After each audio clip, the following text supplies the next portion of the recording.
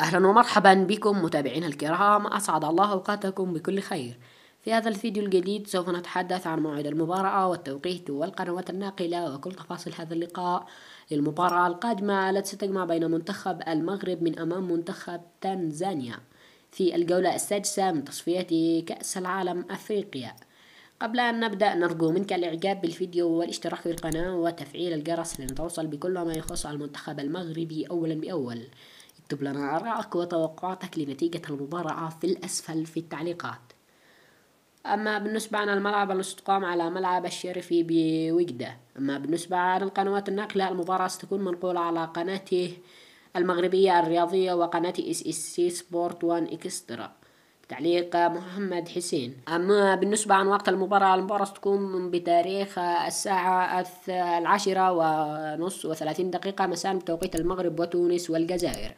بهذا نكون انتهينا من تفاصيل هذا اللقاء، ونتمنى التوفيق لمنتخب المغرب في كل البطولات، وفي أمان الله وحفظه، والسلام عليكم ورحمة الله.